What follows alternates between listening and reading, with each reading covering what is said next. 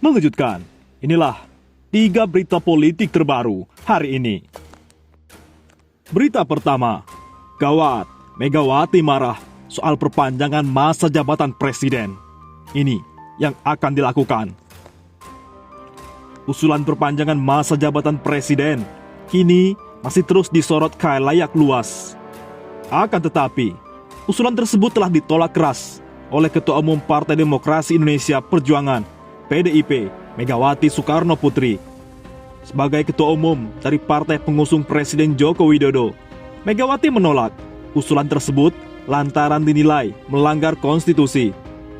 Tidak tanggung-tanggung, Megawati pun marah dan mempertanyakan, apakah negara ini milik nenek moyang orang-orang yang ingin menunda pemilu 2024? Penolakan itu lantas mengundang sejumlah pihak untuk memberikan komentarnya, khususnya di media sosial. Salah satu tokoh yang berkomentar, yakni politisi Partai Demokrat Yan Harahap, melalui akun Twitternya. Dalam cuitannya, Yan Harahap menyarankan Megawati agar segera menegur keras salah satu petugas partainya. Kan, petugas partainya ibu, tinggal tegur keras, ucap dia. Jika memang diperlukan, lanjut Yan Harahap, kartu tanda anggota KTA milik petugas partai tersebut mesti dicabut. Bila dianggap perlu, cabut KTA-nya, pungkas Yan Harahap. Cuitan Yan Harahap soal Megawati marah soal perpanjangan masa jabatan presiden. Sebelumnya, pengamat politik Gerung pun mengutarakan pendapatnya terkait pernyataan Megawati tersebut. Rocky menyebut Megawati adalah tokoh yang paling berhak untuk memaki orang yang akan melanggar konstitusi. Menurutnya, Presiden Republik kelima ini mengalami penderitaan karena pelanggaran konstitusi yang dilakukan rezim Orde Baru.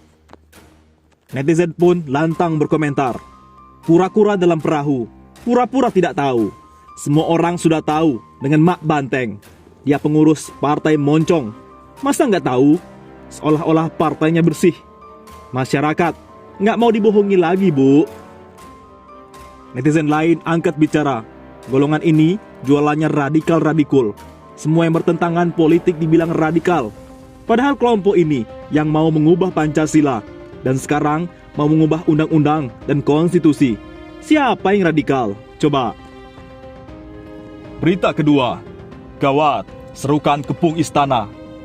Ganyang Jokowi jika langgar konstitusi. Penggiat media sosial Eko Widodo menyerukan rakyat kembali kepung istana negara dan menduduki gedung DPR RI seperti pada peristiwa reformasi. Apabila rezim Jokowi berani langgar dan ubah konstitusi.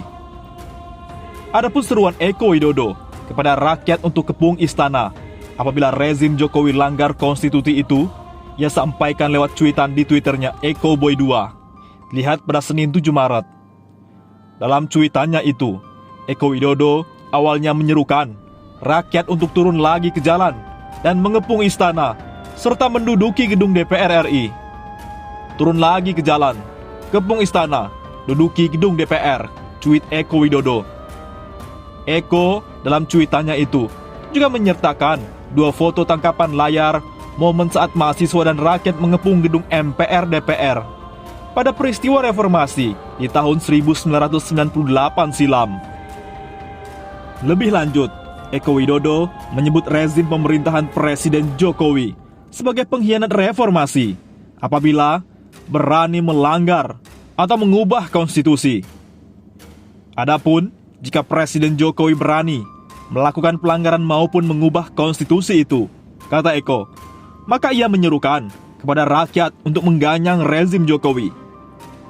Jika rezim ini berani langgar atau ubah konstitusi, ganyang, pengkhianat reformasi. Yang setuju, silahkan retweet, kata Eko Widodo. Sontak saja, kicauan Eko Widodo itu menuai komentar dari banyak warganet. Salah satu netizen tampak sepakat dengan pernyataan Eko itu. Harus turun ke jalan. Mereka melanggar konstitusi. Turunkan pemerintahan oligarki, kata netizen Rahmat Fun. Sementara netizen lain, Asmijul, juga tampak setuju dengan pernyataan Eko Widodo. Namun, ia mengaku pesimis lantaran menurutnya Mahasiswa saat ini tidak berani kepung istana maupun menumbangkan rezim Jokowi. Setuju. Tapi sepertinya nggak ada lagi mahasiswa atau aktivis yang berani, Om. Generasi sekarang, generasi TikTok dan K-pop, ujarnya. Mengejutkan, terungkap, bocor. Alasan mempercepat pemilu dan pilpres. Karena, kata Pak Jokowi, wacana menunda pemilu tidak salah dan bukan masalah. Berarti, boleh dong saya atas nama rakyat juga mewacanakan mempercepat pemilu dan pilpres. Karena mereka, kita sebut saja penjilat, mempunyai beberapa alasan untuk menunda pemilu. Saya bahkan mempunyai 1000 alasan untuk mengusulkan mempercepat pemilu dan pilpres. Pertama, pemerintah gagal. Kita tidak perlu mencari contoh yang rumit, misalnya perlambatan ekonomi dan segala macam tetek bengeknya. Cukup sebagai contoh kelangkaan minyak goreng.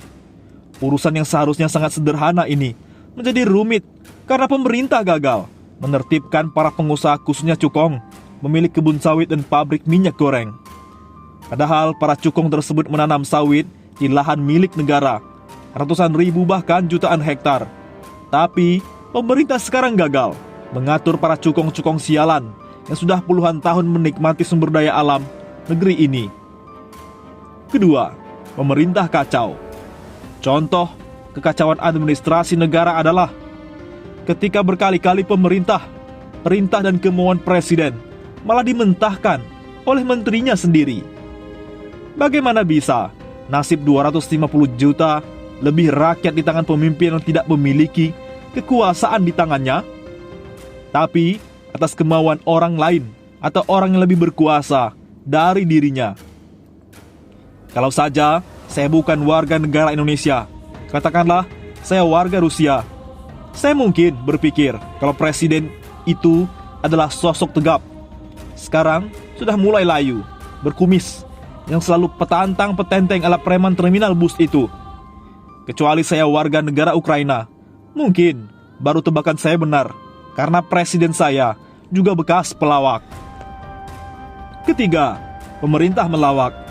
Bayangkan, dua alasan dari para penjilat yang melempar wacana penundaan pemilu adalah karena besarnya biaya pemilu sementara keuangan negara memburuk karena pandemi COVID-19. Dan alasan kedua, agar akselerasi pertumbuhan ekonomi pasca COVID-19 tidak terputus. Sego UI. Ini kan alasan yang saling bertolak belakang. Satu, menyebut keuangan negara sangat berat akibat pandemi. Tapi alasan yang lain, agar akselerasi pertumbuhan ekonomi tidak terputus. Kalau alasan yang pertama benar, berarti perlu pemilu dipercepat agar pemulihan pasca pandemi bisa lebih baik lagi. Karena pemerintah sekarang gagal mengantisipasi pandemi. Sebaliknya, kalau alasan yang kedua benar, ada akselerasi atau pertumbuhan ekonomi yang sangat baik dan perlu dipertahankan, berarti keuangan negara untuk biaya penyelenggaraan pemilu tidak ada masalah.